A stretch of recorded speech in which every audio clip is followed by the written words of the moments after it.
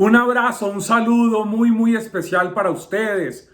Hoy un día realmente significativo para aquellos que vivimos nuestra fe desde la experiencia espiritual de la corriente de la renovación católica carismática. Este fin de semana estamos celebrando 55 años del momento en el que fue iniciada esta experiencia de efusión del bautismo en el Espíritu dentro de la Iglesia Católica. Así que para todos los que hacen parte de alguna manera de esta corriente de gracia, feliz aniversario 55, 55. Qué bueno poder encontrarnos y poder estar aquí en este espacio de este entremés. Gracias a todos por su compañía, por estar conmigo, por visitarme aquí en mi canal de YouTube, en mis redes, en mi página web. Gracias por estar aquí, gracias por permitirme estar cerca y gracias a todos los medios de comunicación que con tanto cariño comparten y difunden esta sencilla reflexión al Evangelio dominical. Justamente estamos en este tiempo listos para entrar en el séptimo domingo del tiempo ordinario. Y el Evangelio que meditamos es en el capítulo 6 de San Lucas, desde los versos 27 hasta el 38. Lucas capítulo 6, 27 al 38. Dice así la Escritura: Pero a ustedes, los que me escuchan, yo les digo: amen a sus enemigos, hagan el bien a quienes los odian, bendigan a quienes los maldicen, rueguen por los que los difamen. Al que te hiera en una mejilla, preséntale también la otra, y al que te quite el manto, no le niegues la túnica. A todo el que te pida, da, y al que tome lo tuyo, no se lo reclames. Y traten a los hombres como quieren que ellos los traten. Si aman a los que los aman, ¿qué mérito tienen? Pues también los pecadores aman a los que los aman. Si hacen bien a los que les hacen a ustedes bien, ¿qué mérito tienen? También los pecadores hacen otro tanto. Si prestan a aquellos de quienes ustedes esperan recibir, ¿qué mérito tienen? También los pecadores prestan a los pecadores para recibir lo correspondiente. Más bien, amen a sus enemigos. Hagan el bien y presten sin esperar nada a cambio. Entonces, su recompensa será grande y serán hijos del Altísimo, porque Él es bueno con los desagradecidos y con los perversos. Sean pues ustedes compasivos, como su Padre es compasivo. No juzguen y no serán juzgados. No condenen y no serán condenados. Perdonen y serán perdonados. Den y se les dará una medida buena, apretada, remecida, rebosante, pondrán en el halda de sus vestidos, porque con la medida con que midan, se les medirá. Amén. ¿Qué texto más bello, mis amigos? Podríamos decir, es como correlativo a lo que aparece en el centro de la enseñanza de Jesús en Mateo, en lo que conocemos como el Sermón del Monte. Por ende, aquí se nos dan unas pistas de lo que es esencial de la identidad del discípulo de Jesús.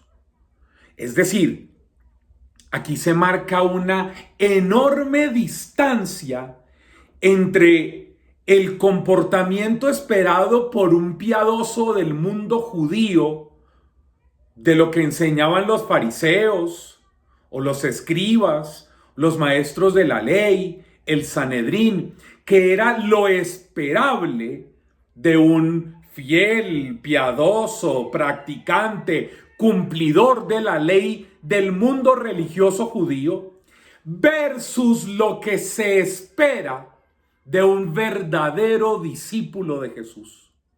Entonces, lo primero que hay que decir aquí con toda claridad es que de un discípulo de Jesús se espera que sea capaz de superar todas las ideas fariseas.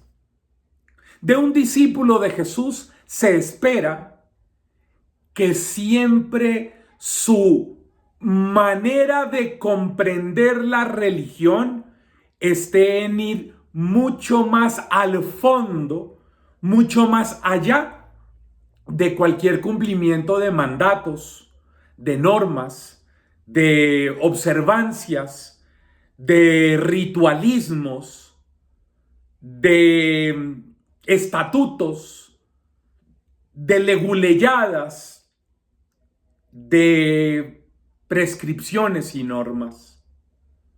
Un verdadero discípulo de Jesús debe regirse por el espíritu de aquello que Dios enseña. No basta con decir yo cumplo los mandamientos, yo no mato a nadie, yo no robo a nadie, yo no miento, yo no levanto falso testimonio, no deseo la mujer de mi prójimo ni a mi prójimo, cumplo con las órdenes de la iglesia, voy a misa, practico el sacramento de la reconciliación habitualmente, tengo comunidad, tengo grupo de oración, voy a mi movimiento, a mi asamblea, a mi parroquia, hasta de vez en cuando le doy algo de caridad a los pobres y con eso ya, mejor dicho, lo que me falta es orinar agua bendita y que me salgan alas para que yo esté absolutamente santificado.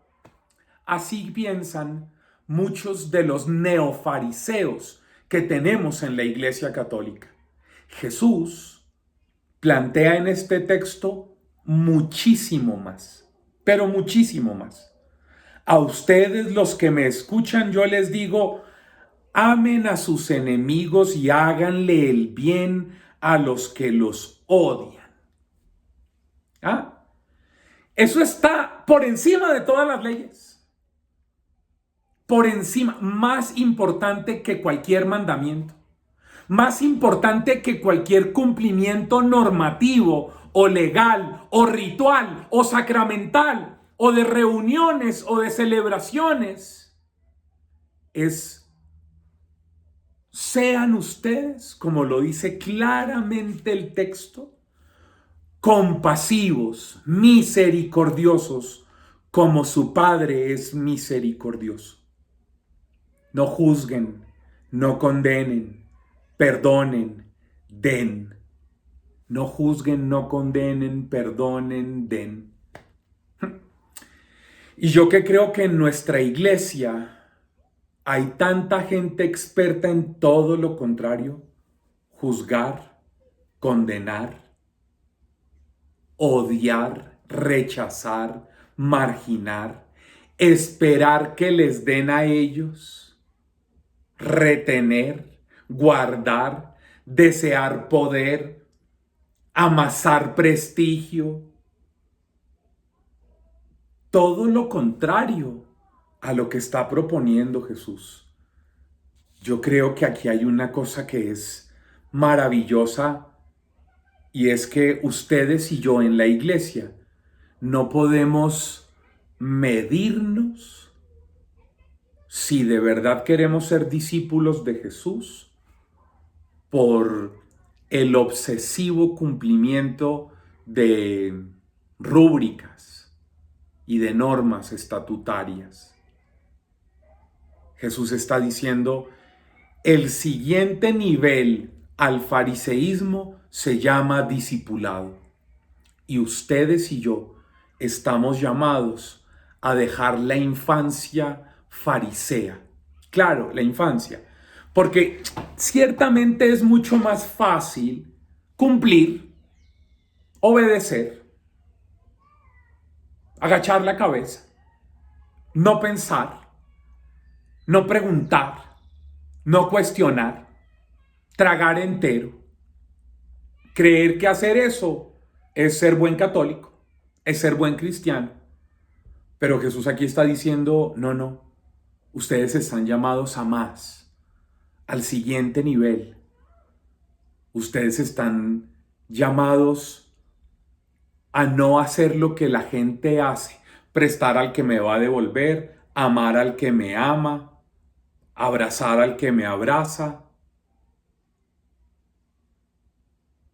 ¿Qué más? Eso es obvio.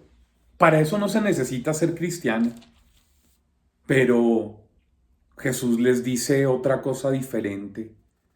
Jesús está diciendo una cosa que a mí me parece maravillosa y es, Jesús está apelando a vivir en libertad. Y Jesús habla exactamente de lo que es la libertad. Miren el verso 29. Al que te hiera en una mejilla, preséntale también la otra, y al que te quite el manto, no le niegues también la túnica. Aquí está el centro, mis amigos. Al que te pegue en una mejilla, ponle la otra. Y no es una actitud de estupidez, no, por el contrario. Es que un verdadero discípulo de Jesús es ese que ejerce de tal manera su libertad que es capaz de elegir su respuesta ante el estímulo recibido. Te lo repito. Libertad, esta es una afirmación mía en términos teológicos, una idea pachuna. Solo es libre ese que es capaz de elegir su respuesta ante un estímulo recibido. Lo lógico de alguien, lo normal, lo habitual, es que cuando le pegan en una mejilla, pues inmediatamente él se devuelve y da lo mismo. Y devuelve de la misma manera. Jesús está diciendo, solo es libre aquel que es capaz de no actuar con el otro como el otro ha actuado conmigo. Solo es libre ese que es capaz de decirse a sí mismo que no. Eso fue lo que escuchamos en el Evangelio de ayer. Ayer sábado, lo que hicimos fue encontrarnos con que Jesús dice en el Evangelio que leemos toda la semana, que estamos leyendo a Marcos. Jesús dice que el que quiera ser discípulo mío, niéguese a sí mismo. Es decir, sepa decirse que no. ¿Y qué está diciendo aquí Jesús? No se monten en el espiral de violencia, ni de respuestas retributivas, en el que la sociedad y los religiosos que no tienen experiencia de Jesús viven. No se monten ustedes en ser cómplices de más agresión, más heridas y más violencia. Si ustedes reciben violencia, sean capaces de elegir la no violencia. Es más, sean ustedes capaces de elegir perdonar a sus victimarios. Perdonen a los que los agreden, a los que los hieren, a los que los maltratan. No los traten como ellos los tratan a ustedes. Es una manera contundente de decir, y el texto dice una afirmación hermosísima. Mira lo que dice aquí.